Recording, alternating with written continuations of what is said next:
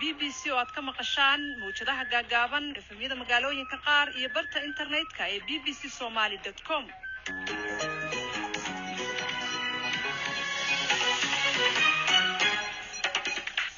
wanaagsan dhageyste waa maalin sabti ah bishuna waa 16 Maarso sanadku waa 2019 saacada Afrikada Barina waxay haatan dul joogtaa labadii duurnimo oo gowa qodobada idaacadeena duurnimo maanta ku maqli doontaana waxa kamid ah cabsi ballaaran oo soo food saartay muslimiinta New Zealand kadib weerar lagu qaaday masaajidyo markii aan aragnay sidan iyo xaaladan hadda dhacday cabsi badan bay nagu abuurtay gabdhuhu waxay ka walwalayaan xijaabka ay qabaan waxa laga walwalayaa madaarista waxa laga walwalayaa masaajidada cabsida way jirtaa madaxweynaha Djibouti oo maanta gaaray Muqdisho Afghanistan oo ay shaqo joojin bilaabeen sariflayaasha iyo dabcan wararkii ciyaaraha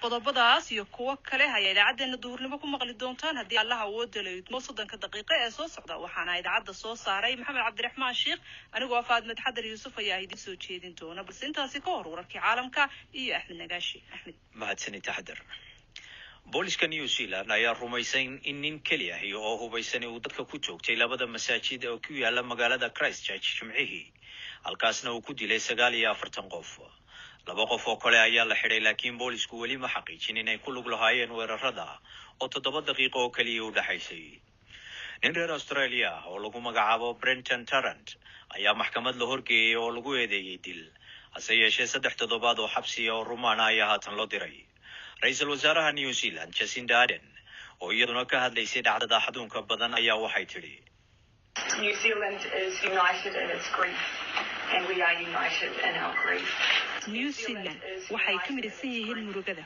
waanu ka midaysanahay murugada sidaas darteedna waxaan u gudbinaynaa fariinta jacaylka iyo taageerada aniga oo ka wakiil ah New Zealand tani ma aha New Zealand qaybta kaliya ee dhacdadii falka aanu aragnay 24 saac ee la soo dhaafay waa New Zealand waa taageerada aad hadda aragtay hase yeeshee wax kasta oo aan u hoggaansanay waa cidda aanu nahay ama cidda magaalada iskale ficilka argagixisada ayaana soo gaaray waana la sameeyay or is who the city is.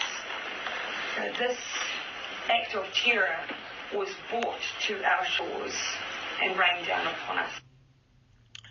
doorashada madaxtinimada ee Slovakia ayaa loo badinayaa inuu ku guuleysto nin musuqmaasuq aad ula dagaalami jiray isla markaana aragtidiisu tahay liberal oo aan hore xil dawladeed u qaban doorashadani waxay dhacaysaa muddo kadib markii saxafi baariyay musuqmaasuq siyaasadeed lagu dilay dalkaas Jan Kuciak ayaa waaga dilkiisu waxa uu dhaliyay mudaharaado ballaaran oo dawladda lagaga soo horjeeday sariflayaasha Afghanistan ayaa dalka oo dhan ka dhigay mudaharaad ay kaga cabanayaan kooxo maafiya oo afduubta xubno ka tirsan isla markaana lacag baad ka qaada toddobaadkii hore ayaa in yar oo 6 jir oo dhalay nin sarifla ka ah magaalada Kabul la dilay xukuumadda Zimbabwe ayaa sheegtay in 24 qof ay ku dhinteen duufaan dalka ku dhuftay oo guryo iyo bariishaba burburiyay tobanaan kale ayaa la leeyahay waxaana wasaaradda warfaafintu sheegtay in dadka cararay guryahoodii ay haatan ku go'doonsan yihiin buur dusheeda hase yeeshee qorshe la doonayay in loogu gurmado diyaaradaha qumaatiga u kaco lagu soo daadguraya ayaa dabaylo xoog badan oo dhacaya ay hakiyeen ruushka ayaa sheegay inuu ka falcelin doono cunaqabatayno cusub oo midowga Yurub ku soo rogay kaasoo jawaab u ah falalka Moscow ay ka wado bay yiraahdeen dalka Ukraine iyo daafiisa talaabo wada jira oo ay qaadeen midowga Yurub Mareykanka iyo Canada ayaa lagu shaaciyay cunaqabataynaha cusub kadib markii ay ku eedeeyeen Ruushku inuu weeraray 3 markab oo Ukraine leedahay iyo sidoo kale inuu qabsaday jasiiradda Crimea waqti duhurnimada waa dhageystayaal dhageystayaal aad ayuu mahadsan yahay Axmed Nagaasho nala socodsiinayay wararkii caalamka goordhow waxaan gudageli doonaa barnaamijka faahfaahsan aanu ku bilownay booliska New Zealand ayaa rumaysan in nin qura uu ka dambeeyay toogashadii ka dhacday laba masaajid oo ku yaala magaalada Christchurch kuwaasi oo ay ku dhinteen 49 qof oo muslimiin dhanka kalena ra'iisul wasaaraha waddanka Jacinda Ardern ayaa u sheegtay hogaamiyaasha muslimiinta ee magaaladaasi in ay la qaybsanayaan murugada iyadoo xidhnayd khamaar madow ay sheegtay in shacabka dalkeeda ay diyaar u yihiin inay caawiyaan muslimiinta oo dib ku soo gaaray Ibrahim Abdullahi Ali waxa uu ka mid yahay hogaamiyaasha islaamka ee New Zealand wuxuuna si gaar ah u qaabilsan yahay isku xidhka muslimiinta iyo weliba dowladda dalkaasi. Khadka taleefanka ayuu goor dhaweyd igu warramay, waxaana marka hore weydiiyey sida ay u arkaan hadalka ra-iisul wasaaraha.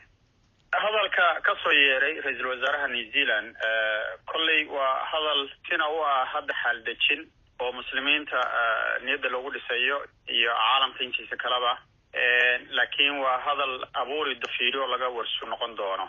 hadalkan uu noqon doono hadal dhab noqon doona oo sida ay u fuli doono iyo inuusan noqon doonin, laakiin hadda saadaashan aan ilaa hadda sheegi karna waxa weeye waa hadal niyaddana loogu dejinayo. weerarkaasi khasaaraha badan dhaliya ee dalka aad joogtaan ka dhacay, cabsi hor le miyuu idinku abuuray?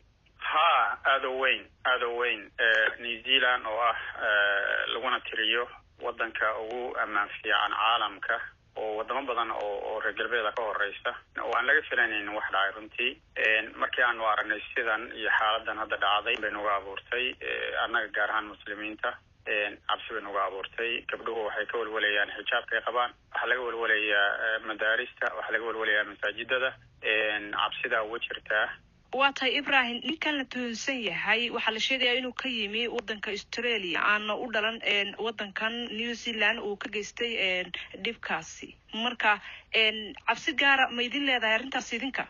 dabcan annaga marka aanu wadamadan imaanayno process baana mariyaa, waana lasoo jeegareeyaa, waana la hubiyaa inaan nahay dad lagu aamini karo wadamadan inay ku noolaan karaan in kale. laakiin dadyowga ka iya cadaanka ah ama Mareykanka imaanaya iyagu vetting process ma maran, criminal recordkooda lama jeegareeyo, dee midabkiina waa isku wada mid oo ay ku wada cad yihiin.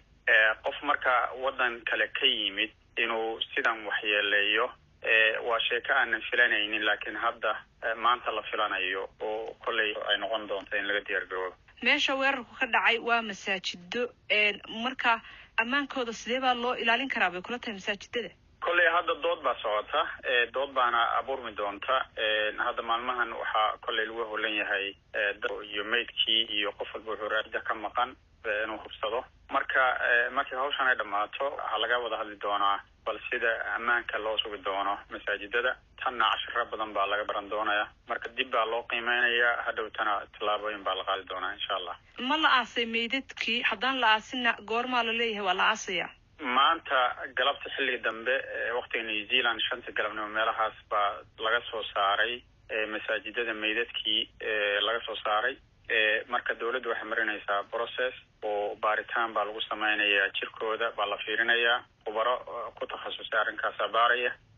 marka weli nalooma fasixin xilliga aanu aasan lahayn, laakiin ilaa hadda dhulkii lagu aasi lahaana waa la baxshay, laakiin muslimiinta inay aastaan loo diyaarinayaa. marka ma berri bay noqon doontaa mise saa dambe weli nalama siinin xilliga kama dambaysta ah, balse hadda processka waxaa socda baaritaanka meydadka. Ibrahim, wadankan aad ku nooshihiin haatan ammaankiisa guud waa mid sidee ah? shalay oo shil ku dhacay iyo maanta dhaqdhaqaaqa booliiska baa badnaa, dadku way feejignaayeen. anaga Auckland oo kale booliiska nala soo xiriiray, geliyeen inaanu isdejinno. masaajidadana lockdown baa laga dhigo, waa la xirxiray ilaa amar dambe.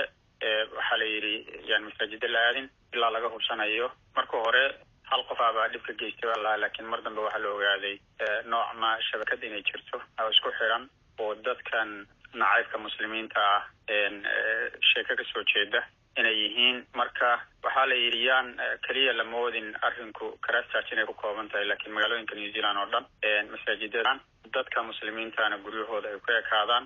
dhalinyarada iyo dadka muslimiintana inaysan ficil samaynin oo ay isdejiyaan. annaga oo ah dadka hogaamiyaasha muslimiintana waxaana lagu wargeliyey haddii la arko muslimiin ama dad shiraya ama dad kacsan inaanu soo wargelino booliiska aanu la socodsiino. kaasi waxa uu ahaa Ibrahim Cabdullaahi Cali, waxa uuna ka mid yahay hogaamiyaasha islaamka ee New Zealand, wuxuuna si gaar ah u qaabilsan yahay isku xidhka muslimiinta iyo dowladda dalkaasi. khadka taleefanka ayuu igu warramayay. isla qodobkaasi ayaa dhegeystayaashu fikradahooda kasoo dhigteen. Faarax Bashiir oo jooga magaalada Garowe waxa uu soo dhaweynayaa in lagu tuhunsan yahay masaajidada, waxaana uu leeyahay buu yidhi hala baadho oo halaga salgaadho cid kasta oo ku lug lahayd weerarkaasi. kaasna wuxuu ahaa mid ka mid ah dhegeystayaasha isagoo qodobkaasi aragtida isaa kasoo dhiibtay. haatana dhankaas iyo magaalada muqdisho ayaanu aadaynaa. magaalada muqdisho waxaa maanta soo gaadhay madaxweynaha Jabuuti Ismaaciil Cumar Geele, waxaana uu halkaasi si rasmi ah uga furi doonaa baa la yidhi safaaradda dalkaasi ee Soomaaliya. faahfaahinta safarka madaxweyne Ismaaciil Cumar Geele waxaa inoo haya oo khadka telefoonka toos ugu jira wariyaha BBC-da Muqdisho Ibrahim Maxamed Aadan. haye Ibrahim. faadumo booqashadani waxay qaadan doontaa 2 maalmood, waana booqasho rasmi ah. wuxuuna tegi doonaa magaalooyinka Muqdisho oo hadda joogo iyo magaalada kale ee beledweyne ee xarunta waa gobolka Hiiraan. Muqdisho waxa uu kaga qayb gali doonaa furitaanka dhismaha cusub ee safaaradda Djibouti ee caasimadda Muqdisho. sidoo kale wuxuu wada hadal la yeelan doonaa madaxda dowladda federaalka oo ugu horeeyo madaxweynaha Soomaaliya Maxamed Cabdullaahi Maxamed Farmaajo.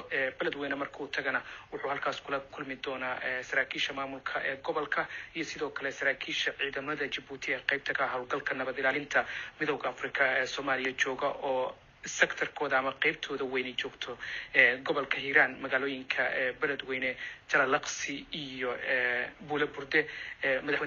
madaxweynaha Djibouti Ismaaciil Cumar Geele booqashadiisa Muqdisho si weyn ayaa loo soo dhaweeyay. gegida diyaaradaha ee Aadan Cabdulle waxaa ku soo dhaweeyay madaxweynaha Soomaaliya Maxamed Cabdullaahi Maxamed Farmaajo iyo xubno ka tirsan golaha wasiirada.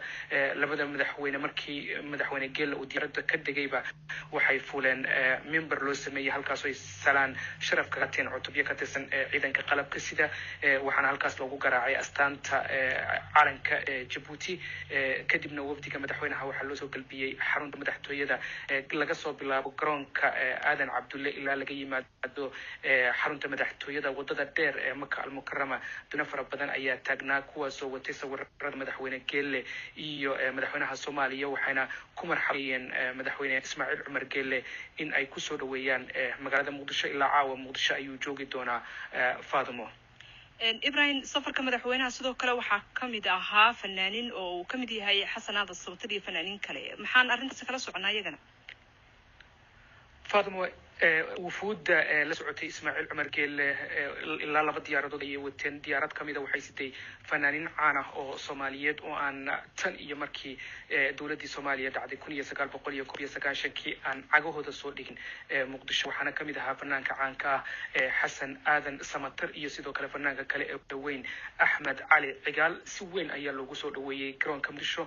iyaga laftigoodu wax cusub bay la ahayd in ay garoonka Muqdisho yimaadaan 30 sano kadib markii ugu horeysay oo muddada intaa la eg ay ka maqnaayeen. dadweynihii, madaxdii iyo saraakiishii kale ee garoonka joogtayna aad ayay ugu riyaaqeen oo waxaad arkaysay sida loo marxabaynayo imaantikooda. sidoo kale baraha bulshada ayay dadku aaradooda isku dhaafsanayeen imaanshiyaha labadaas fanaan ee waaweyn ee magaca ku sameeyay taariikhda fanka Soomaalida, waliba xilligii dahabiga ahaa ee fanka Soomaalidu soo maray. marka iyana waxaa la filayaa inay ka qayb galaan munaasabada waaweyn oo lagu qaban doono Muqdisho dhowrka maalmood ee soo socota.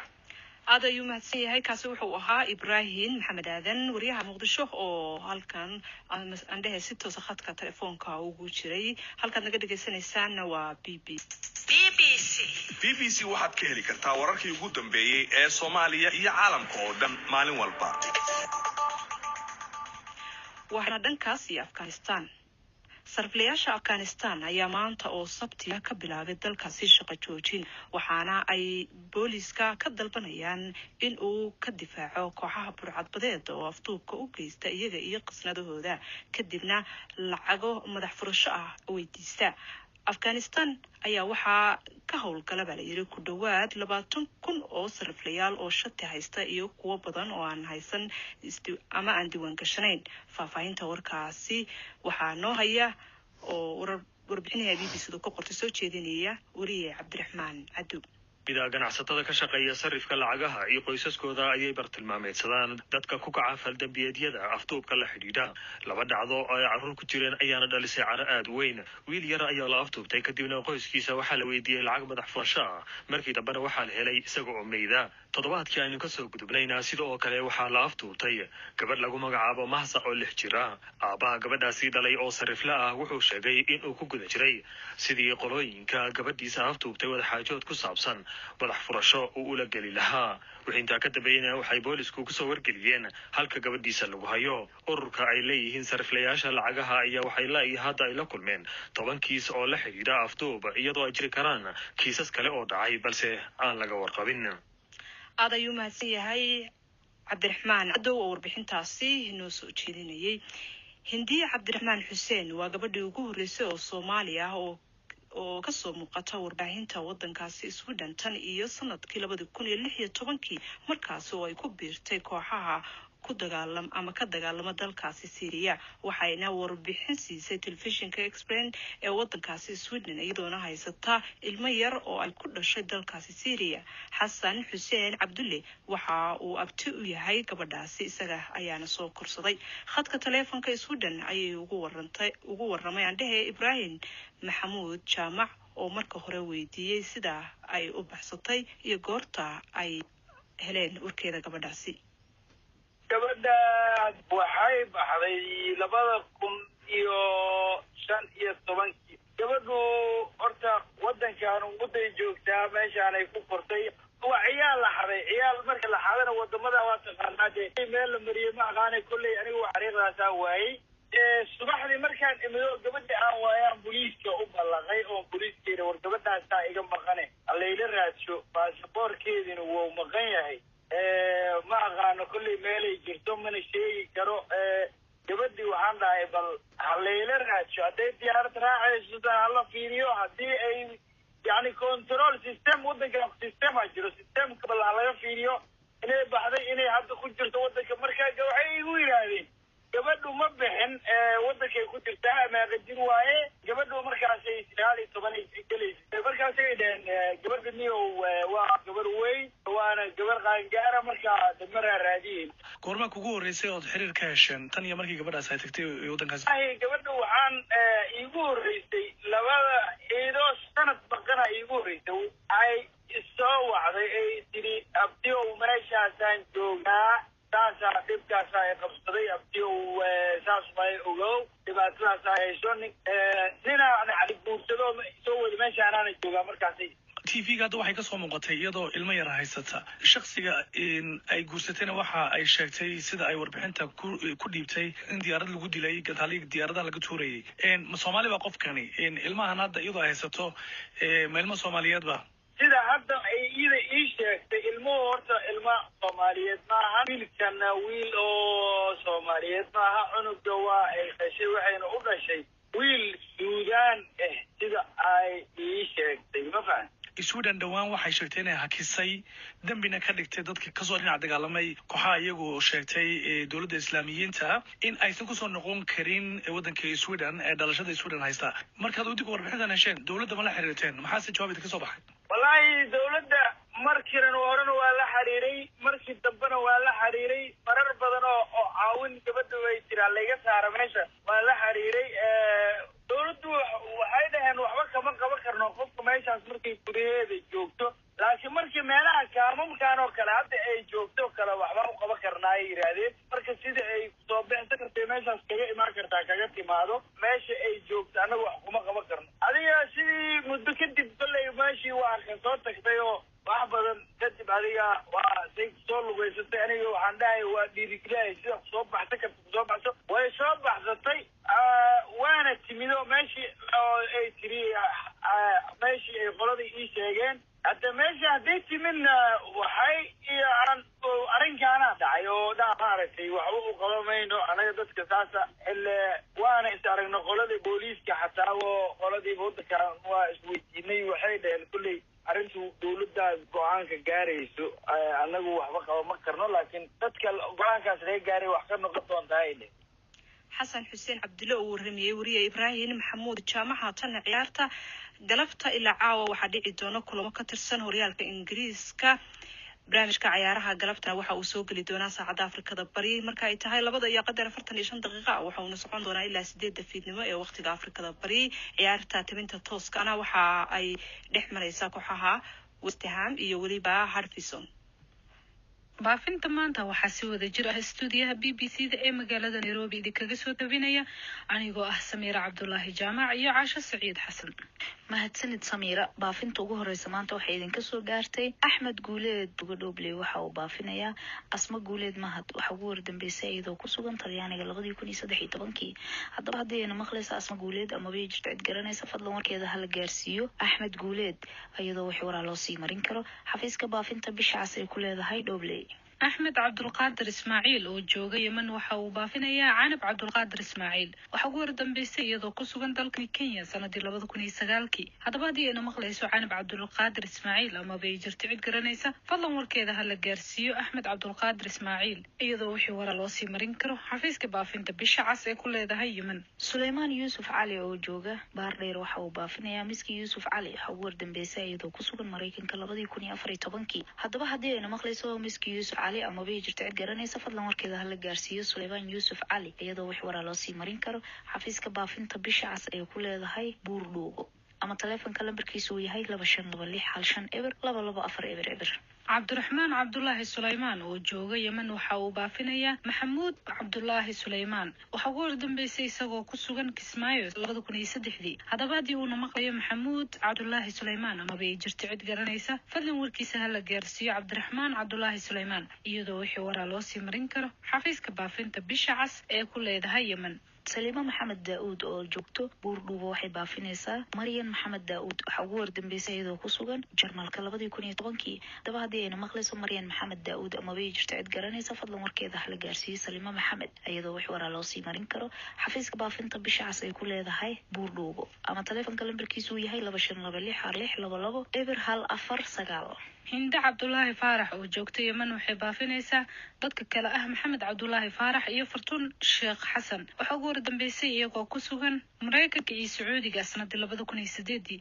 haddaba hadii ay maqlayaan ama bay jirto cid garanaysa fadlan warkooda hala gaarsiiyo Hinda Cabdullaahi Faarax iyadoo wixii waraa loo sii marin karo xafiiska baafinta bisha cas ee ku leedahay Yemen.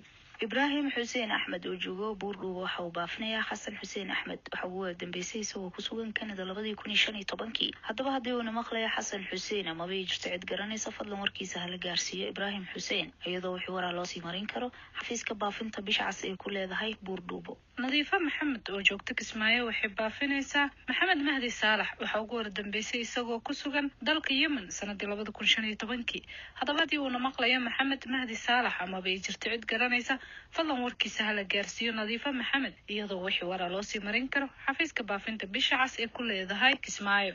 Samaan Cilmi Yuusuf Buurdhuubo baafinaya Muno Cumar Yuusuf waxa ugu wardambeysay iyadoo ku sugan dalka Sweden 2014. haddaba hadii ay maqlayso Muno Cilmi Yuusuf ama bay jirto cid garanaysa fadlan warkeeda hala gaarsiiyo Samaan Cilmi iyadoo wixii waraa loo sii marin karo xafiiska baafinta bisha cas ee ku leedahay Baardheere.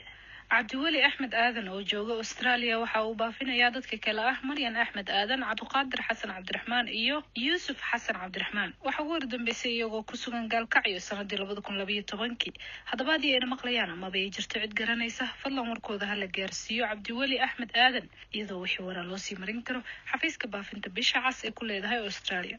مسلم صالح آذن وجوجتو بوردوبو waxay baafinaysaa Maryan Saalax Aadan waxa ugu wardambeysay iyadoo ku sugan Talyaaniga 2012. haddaba hadii ay maqlayso Maryan Saalax ama bay jirto cid garanaysa fadlan warkeeda hala gaarsiiyo Muslim Saalax iyadoo wax waraa loo sii marin karo xafiiska baafinta bisha cas ay ku leedahay Buurdhuubo. Xabiiba Axmed Cabdul Qaadir oo joogta Yemen waxay baafinaysaa dadka kale ah Cusmaan Axmed Cabdul Qaadir iyo Canab Axmed Cabdul Qaadir waxa ugu wardambeysay iyagoo ku sugan Boosaaso sanadii 2007. haddaba hadii ay maqlayaan ama bay jirto cid garanaysa fadlan warkooda hala gaarsiiyo Xabiiba Axmed Cabdul Qaadir iyadoo wixii waraa loo sii marin karo xafiiska baafinta bisha cas ee ku leedahay Yemen. Muslimo Yuusuf Liibaan oo joogta Buurdhuubo waxay baafinaysaa Sumaye Yuusuf waxa ugu wardambeysay iyadoo ku sugan Djibouti 2013. haddaba hadii ay maqlayso Sumaye Yuusuf ama bay jirto cid garanaysa fadlan warkeeda hala gaarsiiyo Muslimo Yuusuf iyadoo wixii waraa loo sii marin karo xafiiska baafinta bisha cas ay ku leedahay Buurdhuubo. Axmed Maxamed Cumar oo jooga Yemen waxa uu baafinayaa Cali Maxamed Cumar waxa ugu wardambeysay isagoo ku sugan Kenya sanadii 2012. haddaba hadii uu maqlayo Cali Maxamed Cumar ma bay jirto cid garanaysa fadlan warkiisa هلا جارسيا أحمد محمد عمر يدو وحوارا لوسي مرين كرو حفيز كبافين تبشع عس يكل يدها يمن. maxamed maxamuud cusmaan oo jooga Buurdhuuba waxa uu baafinayaa Maryan maxamuud cusmaan waxa ugu wardambeysay iyadoo ku sugan Jarmalka 2014 haddaba haddii ay maqlayso Maryan ama bay jirto cid garanaysa fadlan warkeeda hala gaarsiiyo maxamed maxamuud iyadoo wixii waraa loo sii marin karo xafiiska baafinta bishaas ay ku leedahay Buurdhuuba. cabdiraxmaan cali sabriye oo jooga yemen waxa uu baafinayaa dadka kale ah Zainab cali sabriye iyo maxamed cali sabriye waxa ugu wardambeysay iyagoo ku sugan Suudaan sanadii 2003 maqlayaan ama bay jirto fadlan warkooda hala gaarsiiyo cabdiraxmaan wixii waraa loo sii marin karo xafiiska baafinta bishaas ay ku leedahay yemen. faarax maxamed daa'uud oo jooga Baardheer waxa uu baafinayaa Zamzam maxamed daa'uud waxa ugu wardambeysay iyadoo ku sugan Sacuudiga 2012 haddaba haddii ay maqlayso Zamzam maxamed daa'uud ama bay jirto cid garanaysa fadlan warkeeda hala gaarsiiyo faarax maxamed iyadoo wixii waraa loo sii marin karo xafiiska baafinta bishaas ay ku leedahay Baardheer. xaliimo maxamed cusmaan oo joogta yemen waxay baafinaysaa xabiibo maxamed cusmaan waxa ugu wardambeysay iyadoo ku sugan Kenya sanadii 2001 haddaba haddii ay maqlayso xabiibo maxamed cusmaan ama bay jirto cid garanaysa fadlan warkeeda hala gaarsiiyo xaliimo maxamed cusmaan iyadoo wixii waraa loo sii marin karo xafiiska baafinta bishaas ay ku leedahay yemen. liiban yarow ciise oo jooga Dhoble waxa uu baafinayaa Fardoos Yarow Ciise waxa ugu wardambeysay iyadoo ku sugan Kenya 2013 haddaba haddii ay maqlayso Fardoos Yarow Ciise ama way jirto cid garanaysa fadlan warkeeda hala gaarsiiyo liiban yarow iyadoo wixii waraa loo sii marin karo bishaas ay ku leedahay Dhoble. Suleymaan oo jooga yemen waxa uu baafinayaa Sahra maxamuud Suleymaan waxa ugu wardambeysay iyagoo ku sugan Kismaayo sanadii 2004 haddaba haddii ay maqlayso Sahra maxamuud Suleymaan ama bay jirto cid garanaysa fadlan warkeeda hala gaarsiiyo Nuur maxamuud Suleymaan iyadoo wixii waraa loo sii marin karo xafiiska baafinta bishaas ay ku leedahay yemen. samsam xuseen iidle oo joogta Dhoble waxay baafinaysaa xasan xuseen iidle waxa ugu wardambeysay iyadoo ku sugan Uganda 2016 haddaba haddii uu maqlayo xasan xuseen iidle ama way jirto cid garanaysa fadlan warkiisa hala gaarsiiyo Zamzam xuseen iyadoo wixii waraa loo sii marin karo xafiiska baafinta bishaas ay ku leedahay Dhoble. xuseen maxamed cabdulaahi oo jooga yemen waxa uu baafinayaa cabdi maxamed cabdulaahi waxa ugu wardambeysay isagoo ku sugan dalka Masar sanadii 2006 haddaba haddii uu maqlayo cabdi maxamed cabdulaahi ama bay jirto cid garanaysa fadlan warkiisa hala gaarsiiyo xuseen maxamed cabdulaahi iyadoo wixii waraa loo sii marin karo xafiiska baafinta bishaas ay ku leedahay yemen. maxamed cali ciise oo jooga Dhoble waxa uu baafinayaa Ismaaciil cali ciise waxa ugu wardambeysay isagoo ku sugan Itoobiya 2012 haddaba haddii uu maqlayo Ismaaciil Cumar Ciise ama bay jirto cid garanaysa fadlan warkiisa hala gaarsiiyo Maxamed Cumar Ciise iyadoo wixii waraa loo sii marin karo xafiiska baafinta bishaas ay ku leedahay Dhoble. maxamed xaaji cabdi oo jooga yemen waxa uu baafinayaa Caaisha xaaji cabdi waxa ugu wardambeysay iyadoo ku sugan Kenya sanadii 2001 haddaba haddii ay maqlayso Caaisha xaaji cabdi ama bay jirto cid garanaysa fadlan warkeeda hala gaarsiiyo maxamed xaaji cabdi iyadoo wixii waraa loo sii marin karo xafiiska baafinta bishaas ay ku leedahay yemen. safiya aadan cusmaan oo joogta Dhoble waxay baafinaysaa Salma aadan cusmaan waxa ugu wardambeysay iyadoo ku sugan Canada 2013 haddaba haddii ay maqlayso Salma aadan ama bay jirto cid garanaysa fadlan warkeeda hala gaarsiiyo safiya aadan iyadoo wixii waraa loo sii marin karo xafiiska baafinta bishaas ay ku leedahay Dhoble. nuura cabdulwahaab muuse oo joogta yemen waxay baafinaysaa cali cabdulwahaab muuse waxa ugu wardambeysay isagoo ku sugan Kenya sanadii 2003 haddaba haddii uu maqlayo cali cabdulwahaab muuse ama bay jirto cid garanaysa fadlan warkiisa hala gaarsiiyo nuura cabdulwahaab muuse iyadoo wixii waraa loo sii marin karo xafiiska baafinta bishaas ay ku leedahay yemen. aamina aadan cadow oo joogta Dhoble waxay baafinaysaa Sacdiye aadan cadow waxa ugu wardambeysay iyadoo ku sugan Jarmalka 2014 haddaba haddii ay maqlayso Sacdiye aadan cadow ama bay jirto cid garanaysa fadlan warkeeda hala gaarsiiyo aamina aadan cadow iyadoo wixii waraa loo sii marin karo xafiiska baafinta bishaas ay ku leedahay Dhoble. telefoonka lambarkiisu yahay 2526 daahir maxamed xirsi oo jooga Kakuma waxa uu baafinayaa cabdirashiid cali mire waxa ugu wardambeysay isagoo ku sugan dalka Ingiriiska sanadii 2012 haddaba haddii uu maqlayo cabdirashiid cali mire ama way jirto cid garanaysa fadlan warkiisa hala gaarsiiyo daahir maxamed xirsi iyadoo wixii waraa loo sii marin karo xafiiska baafinta bishaas ay ku leedahay Kakuma. baafintina maanta waa naga intaa. aad ayuu mahadsan yihiin saaxiibadii baafinta waxaa noo soo jeedinayay idaacaddu soo saaray maxamed sheekh anigoo faadmid xadar ayaa idinla socodsiinayay waxaan idinkaga tegaynaa sidaas iyo nabadgelyo inta 5 galabnimo aan kulmi doono.